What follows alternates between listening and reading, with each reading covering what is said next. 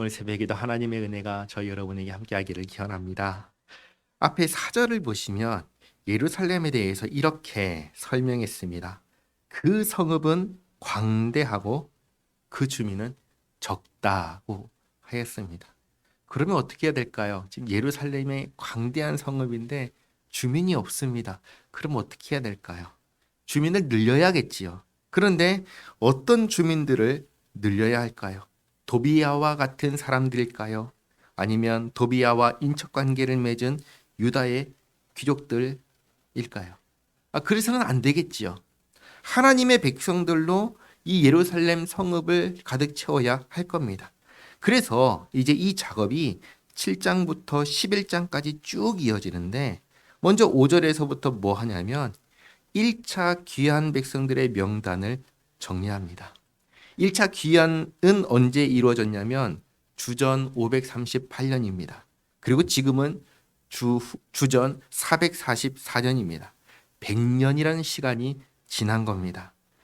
그러면 왜 1차 귀한 백성들의 명단을 정리하냐면 이들이 하나님의 은혜 가운데 귀환한 백성들이기 때문입니다. 그래서 5절 말씀 보시면 내 하나님이 내 마음을 감동하사 귀족들과 민장들과 백성을 모아 그 계보대로 등록하게 하심으로 내가 처음으로 돌아온 자의 계보를 얻었는데 거기에 기록된 것을 보면 옛적에 바빌론 왕 느부갓네살에게 사로잡혀 갔던 자들 중에서 노임을 받고 예루살렘과 유다에 돌아와 각기 자기들의 성읍에 이른 자들 곧 수룹바벨과 예수아와 느헤미야와 아사랴와 라하мя와 나하마니와 모르드게와 빌산과 미스베렉과 비그웨와 느훔과 바나와 함께 나온 이스라엘 백성의 명수가 이러하니라 하면서 이제 8절부터 나오는 명단은 에스라 2장에 있던 명단과 거의 비슷합니다.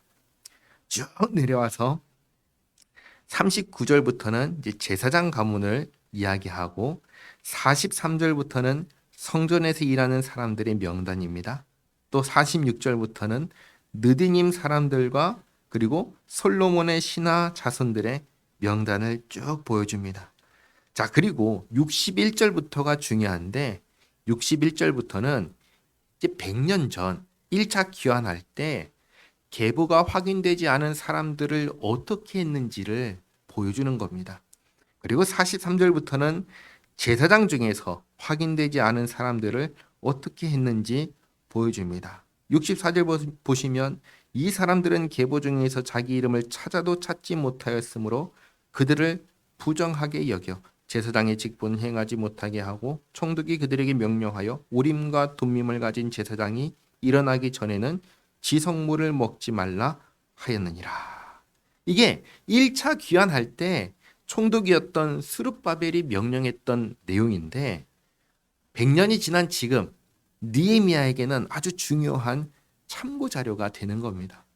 100년 전에도 이렇게 확인되지 않은 사람들은 하나님 앞에서 범죄하지 않게 하기 위해서 확인될 때까지 직무를 중지시켰다면 오늘날에도 마찬가지라는 거죠. 하나님 앞에서 범죄하지 않기 위해서 같은 기준을 가져야 된다라는 것을 알게 하는 귀한 자료가 된 겁니다.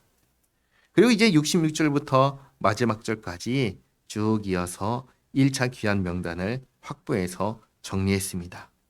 자, 이제 다시 말씀드립니다. 이 일을 한 이유는 이제 성벽이 재건되었으나 예루살렘 성읍에 거주하는 주민이 적기 때문에 한 겁니다. 주민을 늘려야 하는데 아무나 예루살렘에서 살게 할 수는 없습니다. 그래서 일단 명단을 확보해서 살펴본 겁니다. 그리고 차근차근 하나님의 백성들을 분별하고 여기 예루살렘에 살도록 계획하고 진행을 합니다. 자, 그러면 한 가지만 생각해 보시기 바랍니다. 느헤미야는 총독의 권한을 가지고 이 모든 일을 추진했는데 왜 이렇게 했을까요? 왜 성벽은 재건하려고 했고 예루살렘 성에 주민이 없으니까 주민을 채우는데 아무나 채우지 않고 하나님의 백성들로 채우려고 하는 이 모든 일들을 느헤미야는 왜 진행을 했을까요? 그 이유는 한 가지입니다. 뭐냐? 하나님의 나라를 온전하게 이루기 위해서입니다. 다르게 말하면 그야말로 하나님의 나라와 의를 위해서 이 모든 일을 진행한 겁니다.